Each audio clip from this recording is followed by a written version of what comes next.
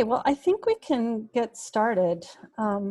Welcome, everybody. Thank you so much for joining us. I'm Lee Haller, the Program Manager for English for New Bostonians, and I think everybody knows me. We have an interesting hour planned here. We may not need quite the whole time, we'll see. And we're going to start with introductions and then move on to an overview of English innovations, and then we'll describe English innovations, the curriculum and what classes look like on the ground in a little more detail, and including the role of advocacy with that, and we'll have time for questions from you all. So we'll start with introductions, and thank you so much, all of the ENB programs, for being on this call. I'm wondering if, Jimena, would you be able to please make a note of all of the people who are on the call? And I also want to say we are recording this. We'll have it if we need it, but I may post it or send it to anybody who had to miss this if they're interested. So let me know if that's an issue for you. But let's start with introductions of the national partners that are joining us, and move on to quick names and organizations of the ENB programs. Sarah, would you want to start? Yeah, sure. Good afternoon, everybody. My name is Sarah Misek. I'm Director of Programs with the National Partnership for New Americans, NPN. Thank you. And Melissa, would you want to follow up with that? Yeah, so my name is Melissa Olguin Pineda, and I am the English as a Gateway Program Coordinator at NPNA, and I started in November. Thank you. Marissa from One America, do you want to go? Hi everyone, I'm Marisa Ashodam, and I'm the English Innovations Coordinator at One America. And where is One America? Oh, in Seattle, Washington. Yeah, thank you. And Haida, would you like to introduce yourself next?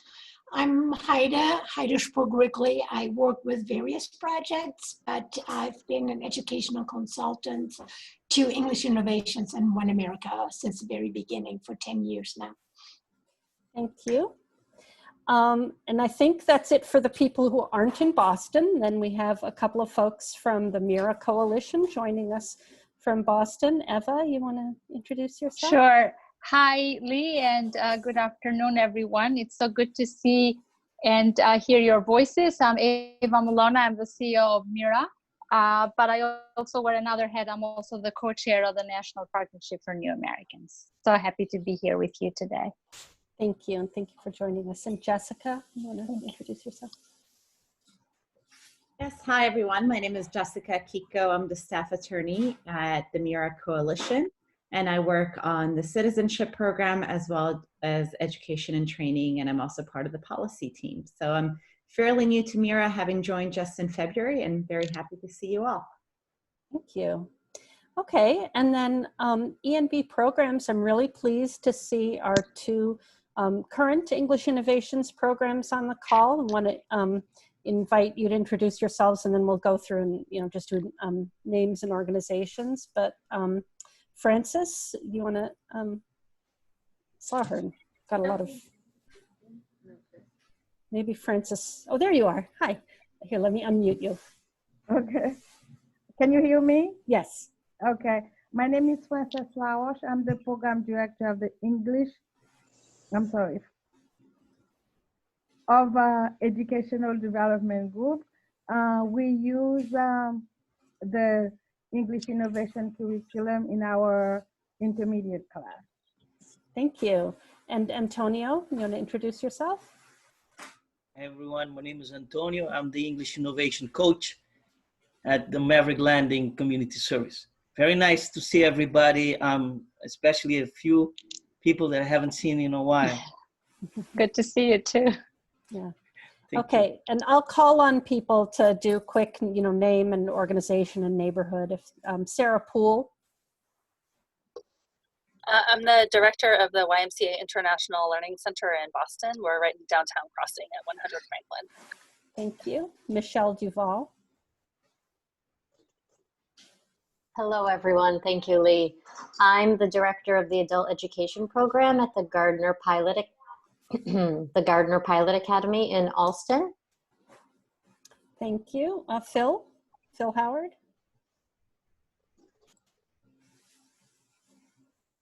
You need to unmute yourself. Yeah. Hi, I'm Phil. I'm the director of the Haitian Multi-Service Center in Dorchester, Massachusetts. Thank you. Barb Garner. Hi, I'm VP for Academic Services at JVS. If I was located in the office, I'd be in downtown Boston, but we have our ESL program in Hyde Park. That is Riva's territory. Thank you. Okay, so we'll go to Riva. Well, I'm Riva, and I'm the ESOL program manager at JVS in Hyde Park. Thank you. Also now on the computer. Yes. Okay, Lisa Garoni. Hi, everyone. I'm the ESOL coordinator for the ABCD ESL program in Roslindale. Thank you. Christine Dorette. Hi. Hi, everyone. I'm Christine. I work at Catholic Charity Haitian Multi-Service Center. I'm the ESOL coordinator and Kaya advisor. Thank you. Elaine Doherty. Hi, my name is Elaine Doherty. I'm from the YMCA International Learning Center. We have a program in Boston and Woburn, and I'm the director in the Woburn program. Oh, great. Okay, thank you. Welcome. And Marcella. Hi, I'm Marcella Maffeo Robinson from East Boston Ecumenical Community Council. I'm the Adult Education Coordinator. Thank you. Okay, and then E&B staff, thanks for joining. Franklin and Luis and Jimena, do you want to each quickly introduce yourselves? Franklin? Hi, everybody. This is Franklin Peralta. Thank you so much for joining us today. Luis? Hi, everyone. Good afternoon. It's good to see you all. I'm the Training and Technical Assistance Coordinator, for everyone who doesn't know. Good to see you all. Yes, thank you. And Jimena, thanks for joining us. Hi, I'm Jimena. I'm an intern with E&B. I'm happy to observe and meet you guys. Mm-hmm. Okay, well, so thank you all for being here. Without further ado, I'm going to turn it over to the NPNA people, Sarah and Melissa, who will tell you a little bit more of an overview of English Innovations. Yeah, thanks so much. And thanks for organizing this call. It's really great to see you all, meet you all virtually. I'll kick it off. I'll actually ask Ava to come in too, as Ava has really helped build NPNA since we were founded in 2010. So NPNA is a national coalition of 41 immigrant rights organizations across 37 states. Our organizations are often the immigrant rights coalitions at statewide levels or local levels that are leading a lot of the advocacy and organizing work for immigrant and refugee rights. NPNA was founded in the space to build out capacity around immigrant integration services and training. Under that falls under immigration legal services, English, citizenship, DACA, occupational licensing, workforce development, just the spectrum of when you think about immigrant inclusion for folks to be kind of fully active in our society. And but since our organizations, I think, really came from an organizing background, that advocacy is kind of our heart, and seeing how these services also build power within our communities. So the English as a Gateway initiative was a natural kind of stem from the immigrant inclusion work that our members do, as our organizations are often kind of the go-to trusted areas, organizations and communities where people go to learn English, or or ask about what services are available. So about 5 years ago, English Innovations, thanks to our partners from One America, was really launched. We'll go more into that. And English Innovations has been really the cornerstone of the in-person programming, or now, virtual programming of English work. And we'll talk more about that kind of, philosophy, and some of you are very familiar with English Innovations. English as a Gateway is kind of the broader initiative where we know policy is also a really important piece to advocate for language access, language equity at local, state, and federal levels.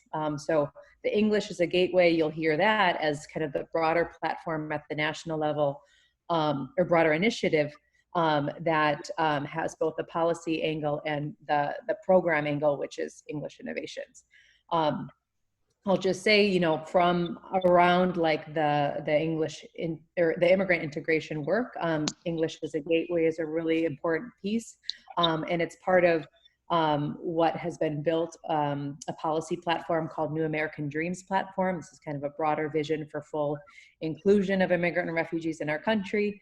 It helped to also inspire a federal legislation called the New Deal for New Americans Act, which was introduced in the House last year. I won't go into further detail to that, but I think a broad kind of bird's eye view of the work from NPNA is how we build full immigrant inclusion in our communities, and what that looks like at policy and program level at local, state, and federal levels.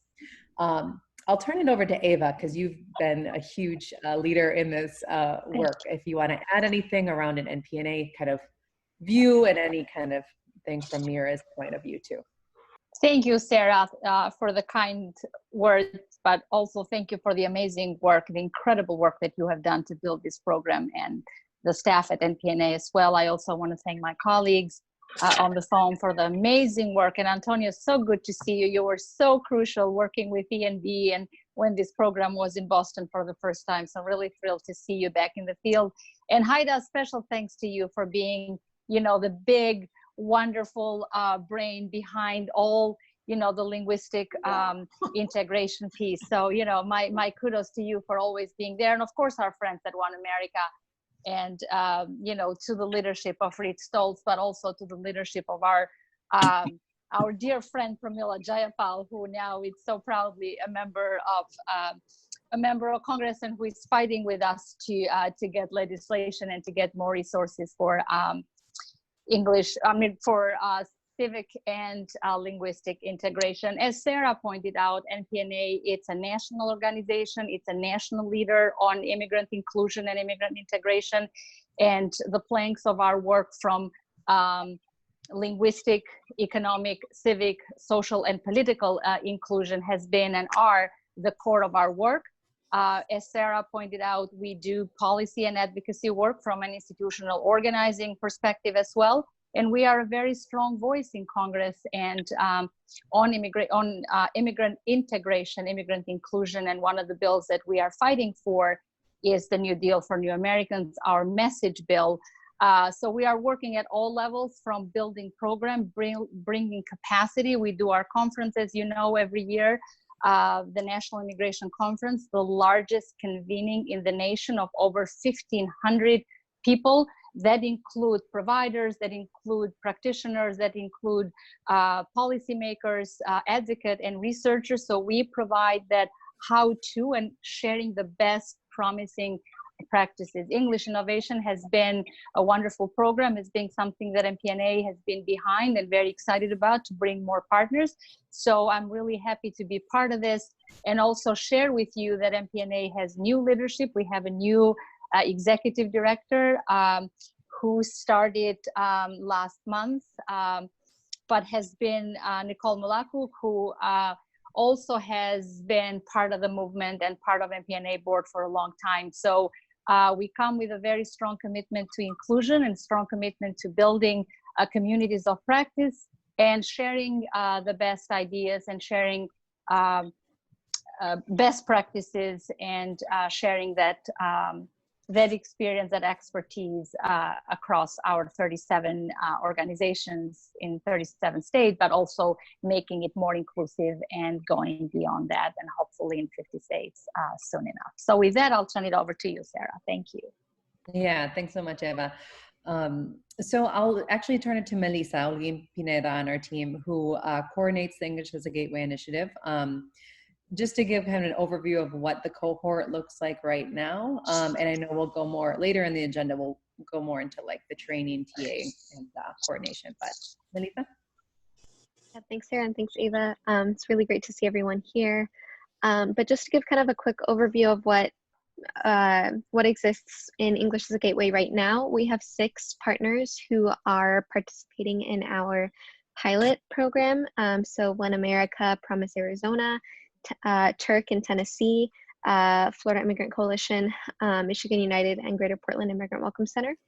And so those are our 6 members of our cohort right now. We meet monthly on partner calls at the end of the month.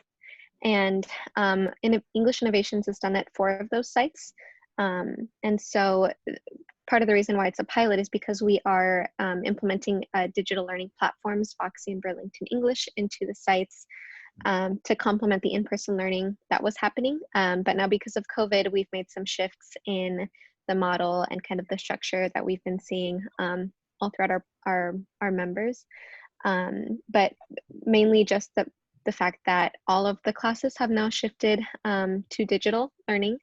And so because of that, there's been those cohort calls serve as kind of like a shared learning space where we get to talk about, you know, what's working, what's not working, what troubleshooting with the start of, you know, an entirely digital cycle, not only for coaches, but for students as well, coordinators. It's something that's entirely new, and just kind of using that space as learning on not only the curriculum, but also because of the way that the EI structure is also engaging with like advocacy, civic engagement, and then organizing. And I can speak on that a little bit later, but just kind of want to emphasize for now the importance of advocacy and civic engagement and organizing in the classrooms, and how important that is for not only students, but for program coordinators, for folks on all levels of the organization to be to put that kind of at the forefront of the EI model. So yeah, with that brief kind of overview of the structure, I'll turn it over to Marisa and Haida, or Lee, if you want to add anything else. No, that's great. Yeah, thank you. Thank you so much, Melissa. Thank you, Sarah and Eva. Okay, so Marisa and Haida from One America, and then Haida is the national consultant to this project, will tell more about the curriculum. I've set it up so you should be able to share your screen to show something. And yeah, thank you so much. Marisa, you want to talk a little bit about the model and transitioning over to a purely virtual remote learning platform? Yeah, so I thought I would talk about what it was, kind of the transition to doing it online, and then Haida is going to go more specifically into the curriculum and some of the stuff we're working on for summer as well. So yeah, so originally the in-person classes are 12 weeks of instruction and 74 hours face-to-face and 26 hours independent learning. So students get a tablet, every student in the class would get a tablet to check out that they could participate in that. And then the independent study would involve like different language learning apps and things like that. With the transition to being online, we've made some modifications. So the number of hours isn't as much, just because it's like a lot of time to be on a screen, but we still were able to lend out tablets to folks who needed them, but also people had the option to use whatever device that they already had if they wanted to do that also. And then still incorporating various language learning apps like Duolingo, We Speak New York City, Burlington English, and things like that. And we didn't really know what to expect when we transitioned to online, but it went really, really well. We got like over 70 online registrations. And so we actually ended up, we were originally going to teach 3 classes by different levels. But with so many registrations, we added 2 more classes, like repeating 2 of the, so having like 2 beginning level classes and 2 intermediate level classes, and then 1 advanced class. And I guess one benefit to having it online is that we were able to do classes by levels. Previously, when the classes were in person, they were at specific sites and it was a multi-level class, and so it was nice to be able to break it off in that way and have them by different levels. So yeah, the transition went really well, and we're preparing for summer classes to start tomorrow, and that's really exciting. And so Haida is going to talk about the curriculum. And Haida, do you want to start with the packet or the summer lesson flow? Give me a couple of minutes, just a minute, to talk about the overall model. And Lee, do you want to wait with questions about classes and class structure till the end, or do you want to have people ask questions of what, based on what Marisa said right now? I think we can, if anybody has a clarification question as we go along, feel free to ask it in the chat or signal and ask, but we'll hold overall questions until the end. Thanks. So just a word or two about the model, originally funded by the Bill and Melinda Gates Foundation with a pilot in Seattle. And working together with the One America team, what we wanted to do is have a model that would create space in communities for informal learning for students who don't normally have access to more formal models, who don't have all that much education, who maybe didn't have legal status, and provide an opportunity for people to be smart and do smart things. So we did a combination of integrating digital literacy, helping people use technology for their own purposes and to have a voice and present their stories, English communication skills that were really based on that life skills, but getting things done with English. How do you advocate for yourself and others? How do you speak up? You know, what is the story of your family? What is the story of different immigration groups? And how do you tell that story? And the third part that we then started building out further was on community engagement. So a lot of times civics community engagement is like, here is the library and we had something on the art museum and, you know, this is where the schools are and maybe invite them to come in. But now it's focused much more on leadership and change making. You know, how can you be involved in change in your community? And for the summer classes, in combination between the coaches and the students who we surveyed, there is now or will be a focus on, through an immigration lens, with a focus on race, racism, and racial equity. What does it look like? Again, what is your story, your family story? What is the story of immigration in the United States? What's the Exclusion Act? How did people come here? The story of indigenous people, the story of people who were brought over, forced over as slaves, then connecting it to the Black Lives Matter. And as always, it's kind of a ground rule. We want to connect the people's personal experiences to the political. What is your dream? What was the dream of Cesar Chavez? What are the dreams of the people, you know, who fight oppression, and bring those two things together through a model of social learning. And so our hallmark is that we focus on 3 levels of engagement: cognitive engagement, you know, solving problems, thinking things through; social engagement, peer-to-peer interaction and working together; and emotional engagement, talking about things that matter to people in a direct way that allows them to have a voice to talk about both their fears and their worries, along with the possibilities they see for themselves and for their children. So, having said that, we have a model from the start that's based on research in adult education, second language acquisition, social learning, you know, participatory education. And so what we have done all the way through is develop a lesson flow so that all the coaches could work with a common model. The old curriculum, you know, written mostly by somebody else, didn't quite follow that model, but we're now, moving towards having a common framework for teaching and learning. And so if we can just take a quick look at that, Marisa.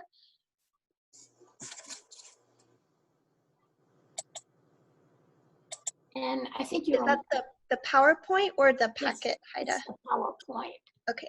And, it was developed by my own little company. Right now, it's just me and a peacock called Literacy Work International. And we've actually used it in many different programs. And so we adapted it for English Innovations, me and the peacock. The peacock wasn't all that useful in contributing, but that's where we are. Okay. So we're calling our summer classes English at Home. And what we try to develop is a consistent and coherent approach where the parts of a lesson fit together and flow together and reinforce each other. So if we can just look at the overview real quick, the first slide. Yeah. So we always start with a visual prompt, a keyword, or a quote on the category of activating background knowledge, finding out what people's thoughts are, what's in their minds, the words that they know, related concepts, and so that everybody's involved, possibly through methods like think, pair, share that allows people to think, talk to somebody else, and then report out. We move on to an explanation and a discussion of a particular theme. So the themes this summer are, as saying, related to race and racial equity, but also the story of indigenous peoples, the story of immigration, the story of policing in the United States, the story of, these statues, is Columbus a hero or not, so that they really lend themselves to discussions rather than lectures, but the coach kind of gives a short explanation so we're all on the same page. It moves on to having key questions for discussion, for asking students to give an opinion on a statement, such as, for the most part, the police treats everybody the same.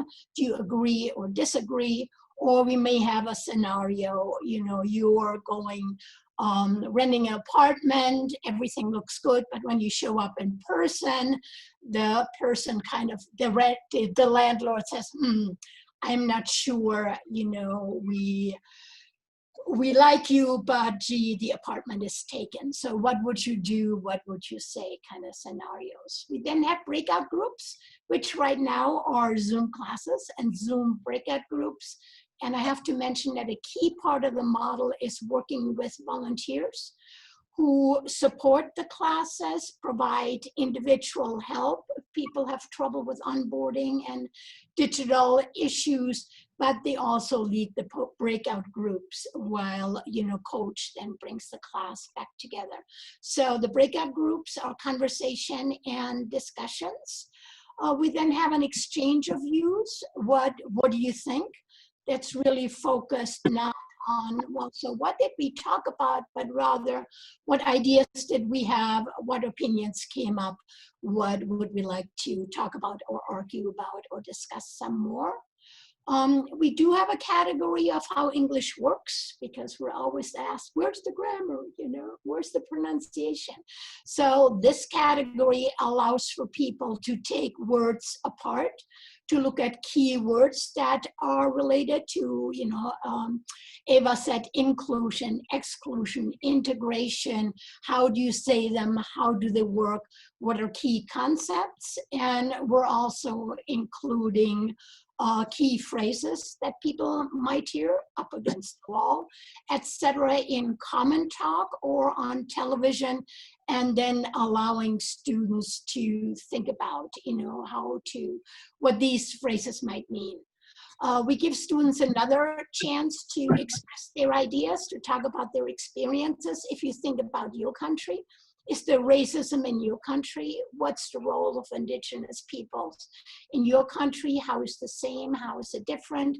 Is there a movement underway in different places that relates what is colonialism and what did you learn in school about colonialism? So it's a broader discussion still, and then we ask for feedback on how did you feel, how was the class for you, any unresolved issue, and what would you like to talk about next. So if we can just go to that first slide. I will not go through all of them, I promise. So for each step, what I've done is give a little advice suggestions for the coaches that we've talked about, like what do you mean visual prompt? What might that look like? How do you deal with a keyword? What is that? What kind of quote might you use? And we put together a whole set of quotes on civil disobedience that I'll be happy to share. That includes, of course, Martin Luther King, that everything the freedom fighters did was illegal and everything that Hitler's people did was legal. You know, what do you know about that? What does it say? And the old, it's better to die on your feet than to live on your knees. So these then become parts of the discussion. So the next one real quick. So in between, you know, we have some strategies that coaches might use to activate background knowledge and to use visual keys, words, and quotes in a way that engage students and have them add their own ideas. So for each one of those steps, there are suggestions and ideas. And then there's a very open-ended lesson plan, a plank, agenda, lesson flow, where the coaches put in their own ideas as to how they will make the, the sessions come alive. But for each one of them, we try to stay with a general framework to provide both, a chance to then share things, again, using at commonalities and at the same time, look at variations that later on can be shared with other programs. So we'd be happy to share these with MPNA because Melissa, you don't have these yet, right? No, not yet. No, because I finished them this morning. That's probably why. There's a couple of kinks in there. Okay. So we do have, or have had in the past, a full curriculum of 12 units that Antonio is familiar with and has been adapting.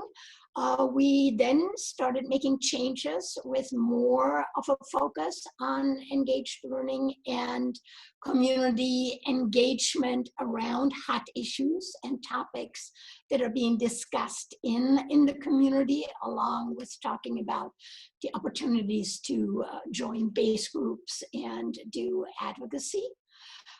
Then we all know 4 months ago, everything stopped. So we've moved to developing online lessons with a focus on racial equity. So this is where we are right now.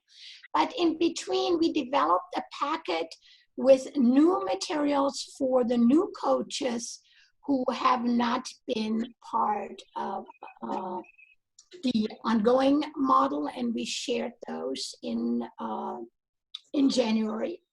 So you will have a packet that has both, what is the overview on the approach and a number of engaging learning activities. We're calling learning tasks because activity to me almost always sounds like kindergarten. What activity will we do now? So we have one lesson plan on talking about what's new in the community, what's new in the world, what's new in the United States. So you can move between COVID-19 and Black Lives Matter and police brutality and develop entire units with that as a starting point. Marisa, can we go to the next topic? another activity in the packet, right? Right. Okay, do you want the biopalm? Whatever the next one is. We also, try to integrate people who skills aren't very strong in terms of how their literacy skills. So this summer we focus mostly on conversation and discussion, even though, online things come up. And so for pure literacy students, I don't think the classes will work. So we ask students to kind of draw who they are, draw their story, do storyboards on coming to America, and basically represent themselves in different forms through PowerPoints, through drawings, through presentations. One of the things that we didn't have in the first curriculum that's been really successful is a biopoem, and it's asked students to just fill things in. So it's a kind of a fill in the blank. We give you phrases and then you add your own information. So the teacher, the coach tells their story about how they feel, what they love, what they give to the community, what they need from the community and others, what their fears are, what kind of action they want to take, and then where they live and a description of themselves in 3 words. It's been very successful throughout in the summer, in the spring, also in the online class. Students really get involved in telling their story in different ways, and then create a presentation, and students have created videos using those poems and then share them in an online format. And I think that's just a sample that gives you an idea of both our approach and where we're going with the curriculum. So for the winter lessons, you have this packet that gives you an idea of where we're moving with new materials, and the old curriculum is still online. Melissa, where is the old curriculum now? So it's on Google Drive. I can share, I can share a link with folks if they're interested. But it's it's on a Google Drive. Where we have it. Right. Yeah. So for people who want to see the full curriculum, I wanted to give a minute to Antonio to see how the curriculum has worked for him and what adaptation he has been able to make, because we do ask individual programs to make the approach work for them and focus on the kind of topics that are important in their community, while at the same time focusing on community digital literacy, which right now is, online literacy, and working with Zoom or WhatsApp, and on English acquisition. So a minute or two to Antonio. Okay. So I mean, a few of these handouts that was projected here, they're new to me. I was not aware of them, and I actually check Podios frequently. But if you can just please let me have access to them, would be great. Yes. So I have our program. So we were able to transition to the online platform in March very successfully, because sometime in January, the program is called English Innovations, and every year, every cycle, we try to bring something new, innovative to the concept.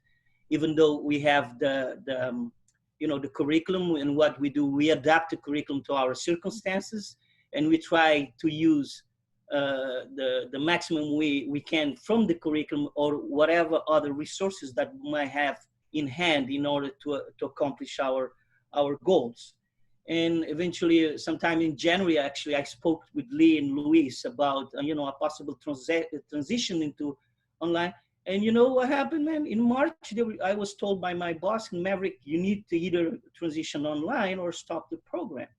And that was a very good thing, because we had already a draft of a setup using WhatsApp and Google Classroom, but using the same setup that it was using in class of small groups, coordinated by a tutor. And so, and the greatest challenges that I you know, that I found with this, what you spoke about, cognitive engagement. And most of our students are immigrants coming from educational backgrounds where there is actually a lecturer with a big book, you know, with a book, a board, and what the teacher does is he lectures something to the students, and then the students. So to bring the cognitive engagement into place, it has to be a process of you know, have them follow you using the approach that they used to, you know, the brain is wired to receive information that way, and then slowly move to release and get out of the way and let the coordination with each other. It's a process. I don't know how to explain to you right now, but probably we can have a way to think. So, but we were able to.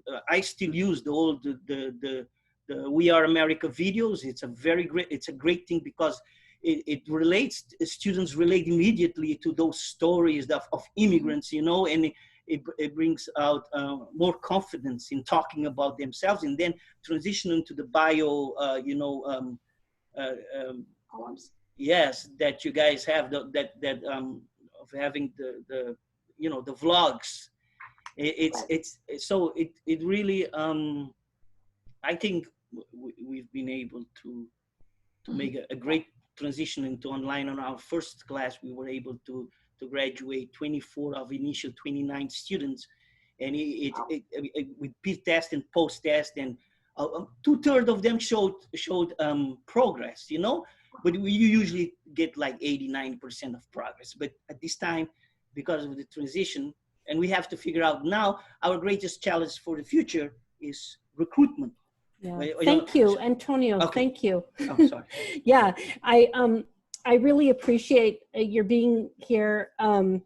And it's actually because of all of the successes that we saw at Maverick Landing with Antonio's class in particular, and the strength of this model at this time, that we wanted to have this forum, you know, for other programs to learn about English innovations. I want to make sure that we have time for questions. So I'm going to go, if that's okay, Haida, I'm going to go back to Sarah and see if there's anything additional about the model, and especially the civic engagement or advocacy aspect of the model, and then we'll move on to questions in the next few minutes.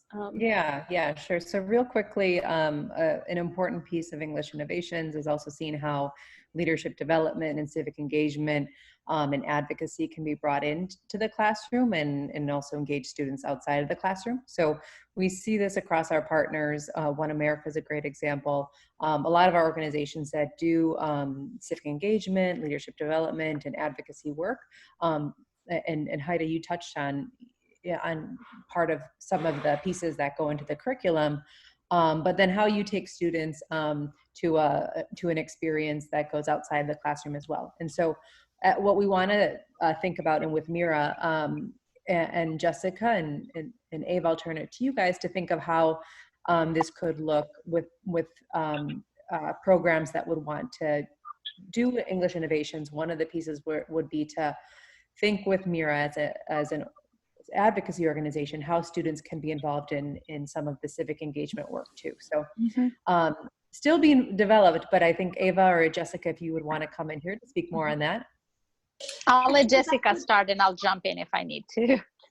Great. I'm very sorry to interrupt. If I could add one more component that's been introduced, you know, last semester when we still had classes, and that has been to integrate what happens in the classroom much more with the work that the agency is doing. So students are aware of what the agency is all about, what the goals are, what advocacy looks like, how they might become involved other than just becoming members, but what are common ideas, and people from the agency then holding discussion groups in the classroom and answering questions and, you know, conversations around hot topics that everybody cares about.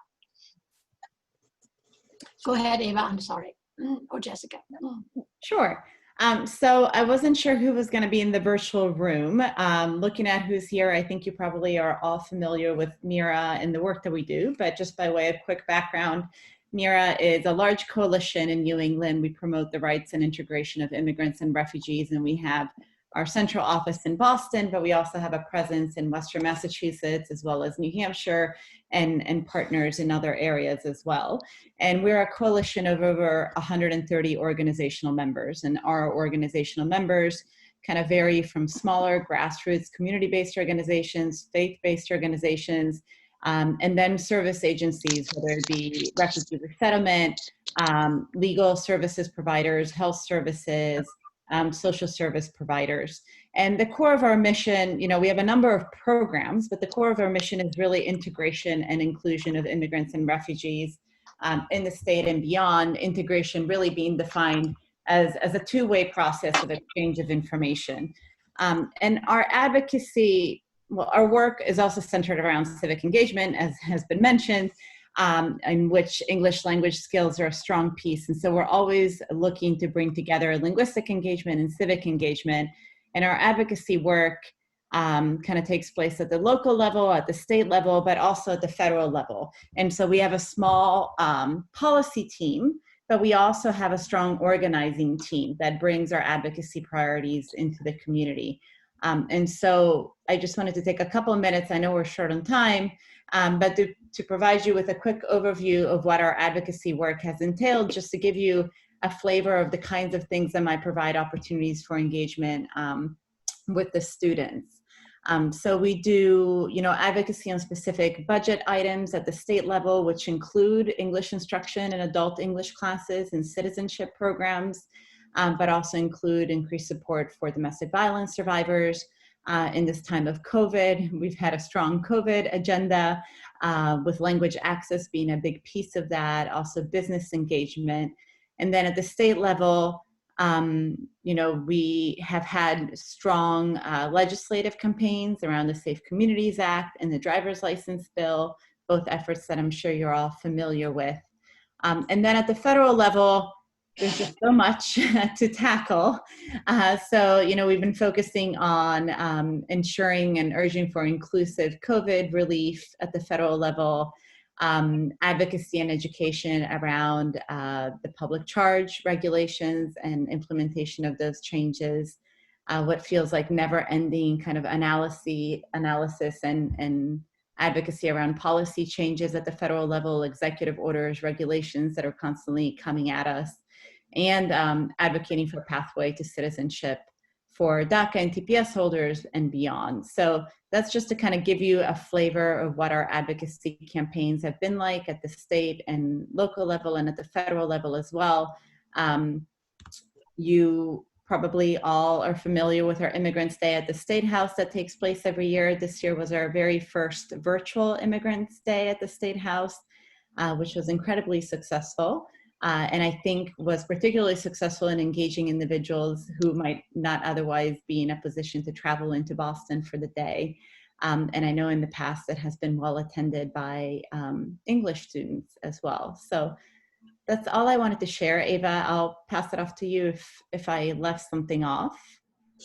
Let me just jump in and say we just have 10 more minutes and I want to have time for questions. So if you have questions, please type them in the chat, and after Ava talks, and then I'll jump in and ask the questions from the chat. Thank you.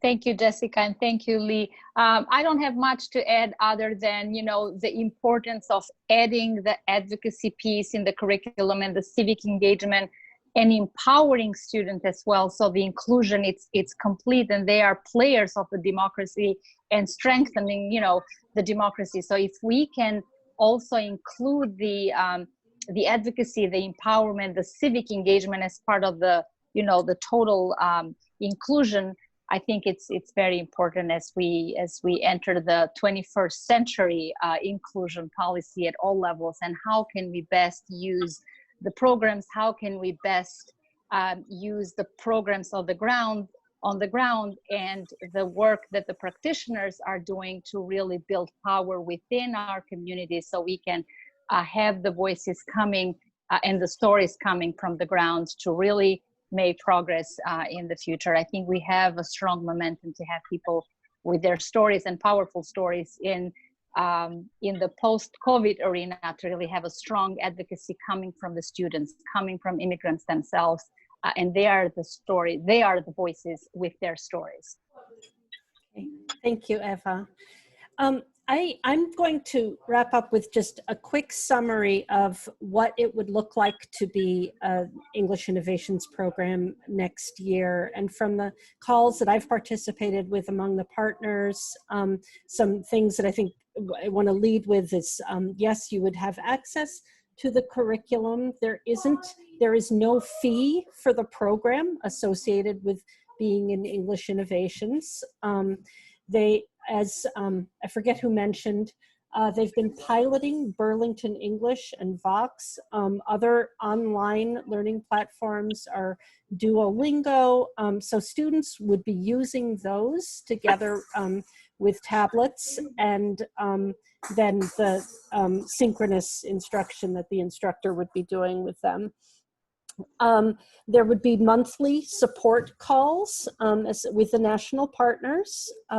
Luis, our training and TA coordinator, would be providing support and training and technical assistance to programs starting up. If partners, if I've missed something major, raise your hand and let me know. And I'm going to look at the chat now, and we can add to that if we need to, but let me ask a question. What range of teaching levels has the curriculum been used with? Great question. Thank you, Phil. Haida, do you want to take that? If I can answer that from the past, we have targeted lower levels because we want to make sure that people who are excluded a lot of times do get a chance, but with the leadership curriculum that's now an advanced class, we are serving more people with higher levels of education just because of the complexity of the issues that we're discussing, even though everyone will talk about advocacy and leadership. So we're looking at a high intermediate level just because in order to deal with the technology and see the and navigate the different systems that are important and participate in the discussions for very, very, very beginners. It has been a bit of a struggle. Coaches have integrated them into their classes. It's just kind of the ideal scenario is if people have some English, they can hold a basic conversation, just who are you? What is your story? And then at the top level, we're hoping that people will go in a separate class that focuses on leadership development and advocacy. So Along with the EI portion, Haida, would you assign an SPL of what, 3 to 5? Is that ideal? Yeah, whatever the NRS has for high beginners. Okay, high beginners. Great, thank you. Yeah. A lot of people have a question about what next steps would be. So is that Sarah or Melissa who would be talking about that? What would next steps be for programs that wanted to use English Innovations besides working with ENB about it? Yeah, for partners that are committed to be an English Innovations partner or are interested, we would set up a call to talk with you guys. I think in the 2-pager that Lee shared, there's 3 key expectations. One is a commitment around using the curriculum. 2 is the commitment of being part of this national cohort of peer-to-peer learning and resource sharing and just kind of sharing kind of best practices from the classroom. And then the 3rd piece of this is the civic engagement piece and working with Mira on how that advocacy and civic engagement piece could be folded in. And we can get, that can be built out, I think, from classroom to classroom and how that looks. So those are some of the like 3 core kind of expectations. And we would, I feel like maybe just logistically, you know, we can share our emails, or Lee, you can share my email, Melissa's email. And then if it's easier for us to set up like a one-to-one call, we could do that with partners, if that makes sense. Yeah, and programs would be doing that through English for New Bostonians. And if you'd be applying to do English innovations in your ENB class, if you're considering it for some other part of your program, you know, yeah, we could talk about that too. But yes, maybe we can have a small group or individual calls and so on going forward with programs that are interested in learning more and committing to do this. Somebody asked a question about occupational credentialing, asking, does that mean helping people with degrees overseas get licenses to work in the US? A specific question about that. Yeah, we don't focus on that, but there are agencies that do. So if we have students who have licenses or credentials, we let them know if there is a local university who does that credentialing. It's a difficult process, it's expensive, and a lot of times like certificates don't translate, but we're building out a kind of a transition to the next level piece where we'll talk a little bit more, where have you been and what credentials do you have and what might make sense for a next step, possibly with a connection to a next step program. But it differs locally. So I think for local programs to think about who does the re-credentialing and what are programs that allow either for university course or a vocational technical course that people could take to move along a pathway. Mm-hmm. And on the MIRA side, I'll say quickly that, you know, MIRA is also working with MPNA on the issues of licensing and credentialing, particularly about the healthcare professionals. There has been administrative policy work in that regard, but also at the state level in Massachusetts, there's the Commission on the internationally trained healthcare professionals. So we're also working at the state level on that, and also at the local level with Mayor Walsh and a couple of the departments there to see how can we best focus and economically integrate the healthcare professionals. So if there are any questions on that, MPNA also it's in the process of, you know, developing certain trainings and working on those policy issues on healthcare licensing, but also other issues. So that's another conversation we can have as part of this, also as part of the Shared Prosperity program that MPNA is developing as well. So it's an ongoing effort at all levels. Thank you, Eva. Okay, there's one more question in the chat about would there be a cost to the program for using Voxy or Burlington English? That is something that that part of it, I assume there is, you know, so you'd be building that into your budget, similar to, you know, how you'd build in a textbook or something like that. But yeah, okay. Thank you. I think we've addressed all the questions in the chat, and we've heard what we hope to from all the speakers. Thank you so much, everybody. Thank you for being with us this hour, and I look forward to being in touch with any of you that might want to talk further about using English innovations in one or more of your classes. Okay, Thank yes, you. somebody points out it's $96 per license for Burlington. Okay, thank you, everybody. Thank you, Claudia, for joining us, the ED from ENB. Bye, have a good rest of your day. Thanks, everyone. Thanks, Thank you everybody. all. Bye, guys. Have a great day. Nice seeing you all. Bye. Bye. Bye.